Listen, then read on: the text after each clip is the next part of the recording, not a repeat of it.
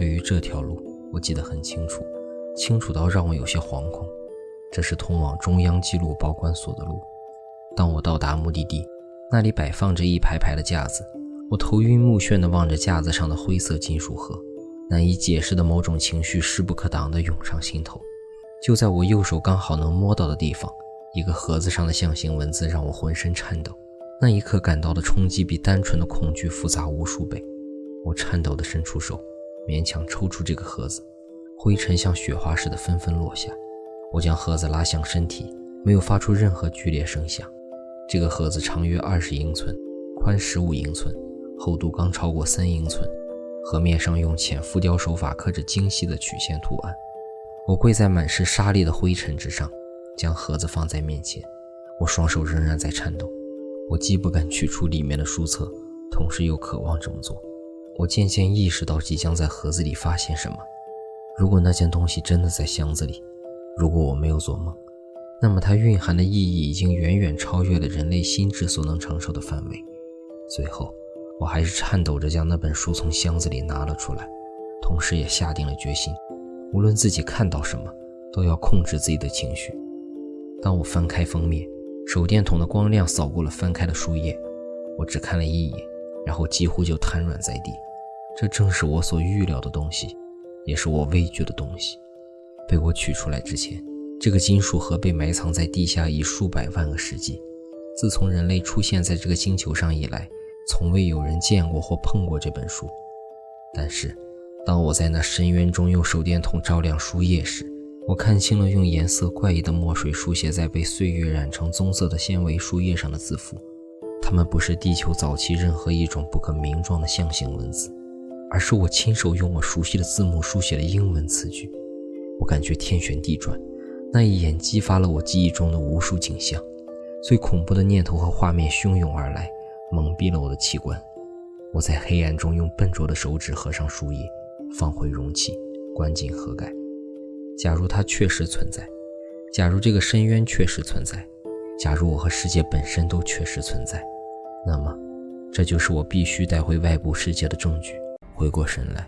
我发现自己已经把不祥的书籍容器夹在胳膊下，靠手电筒的光走在返回地面的路上。我按照墙壁上雕刻的符号来到一个巨大厅堂，这里是记录室，我也曾在这里写过许多文字。从桌子大小可以得知，伟大种族的身长约8到9英尺。穿过厅堂，我开始翻越伸向无边黑暗的碎石小山。沿着陡峭的斜坡向上爬的时候，我被犬牙交错的石块撞伤和磕破了好几次。更大的灾难随后降临，地面突然塌陷，我整个人都卷进了一场碎石滑落引起的山崩之中。那响声犹如开炮，震耳欲聋，惊天动地的回声撕裂了漆黑洞穴里的空气。我不知道自己晕过去多久，那本书也不知被压在了哪块碎石之下。我只得重新挣扎着爬起来，往面前唯一的洞口走去。脑中的记忆涌了上来，我认出了这个地方，这是封印了盲目者的最底层，但现在已经不再有守卫了。继续往前走，我见到了那一扇扇用金属盖板封死的暗门。伟大种族就是在这里将盲目者封印在了地下。但令我恐惧的是，远处的一扇暗门敞开着，在手电筒的光束下，暗门旁的灰尘似乎也有些异样，有些地方的积尘比较薄，像是在不久前被扰动过。这些看似不太均匀的灰尘似乎展现出某些可疑的规则轮廓，而当我将手电筒的光束靠近其中一处可疑的地方时，我感到了深深的恐慌。那灰尘里存在的规则轮廓变得非常明显，那是几行有规律的复合印痕，印痕3个一组，每个约1英尺见方，其中有5个近乎正圆的印记，每个印记长约3英寸，一个位于另外4个的前方，就像是什么东西的足迹。这时我感到一阵寒冷刺骨的怪风，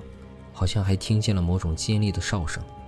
世界上没有与它类似的声音，也无法找到合适的字眼加以描述。突然，一些不明液体从我头顶上滴了下来，我抬头一看，脑中浮现出了一个描述：半水系状完全抑制的食肉性生物，连唯一解开时间奥秘的伟大种族都被逼得几近灭亡的狰狞凶残的种族——盲目者。不折不扣的噩梦。我见识到了噩梦的核心，令人惊恐的口哨式的声音不断传来，我吓得发狂，无可救药的彻底丧失了理智。我疯狂地向前跑，脑子里没有任何念头，只剩下一种单纯的欲望，那就是逃出噩梦般的废墟，返回遥不可及的清醒世界，投入月光和沙漠的怀抱。就在我闷头疯跑时，我隐约感觉他似乎并没有继续追上来。回头一看，他待在那阴影里，并没有再往前的意思。我猜测不到他的想法，不知道他为什么放弃了对我的捕食。这段经历到此为止，我忘记了真正的记忆从何处结束，展望的梦境又从哪里开始。我隐约记得有巨大石块垒成的小丘，有乱石堆底下的深渊，有来自过去的骇人提示，还有一个梦魇般的结局。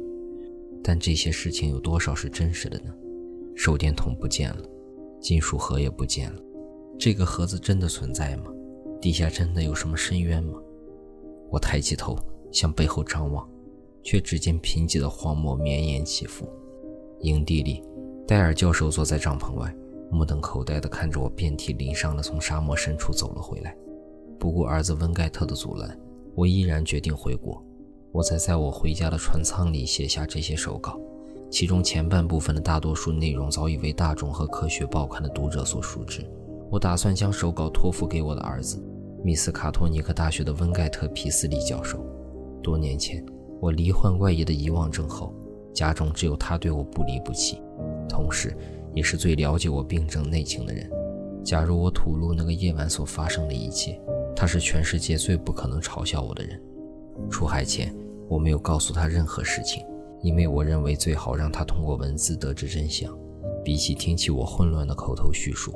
翻阅和重读我的文字应该能产生更有说服力的印象。我记忆的真实性以及是否发表该记录都由他来判断。1935年7月17日至18日的那个深夜，刚过满月的月亮用妖夜的光芒笼罩沙漠的那个夜晚，我所经历的记忆，或者说被我认为是记忆的那件事，可能都不过是我精神被受诅咒的神话影响而创造出的新的妄想，就和27年间不断折磨我的那些妄想一样。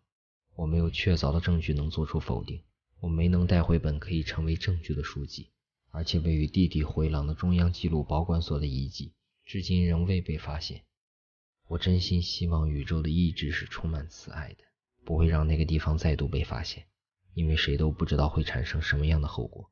因为如果那个深渊和深渊中的东西真的存在，就再也没有了希望。因为如果这一切都是真实的，那就似乎是在嘲笑人类历史一样，超越时空的阴影笼罩着整个世界。宇宙中说不定有远超人类智慧的压倒性的恐怖，至今仍生活在某处。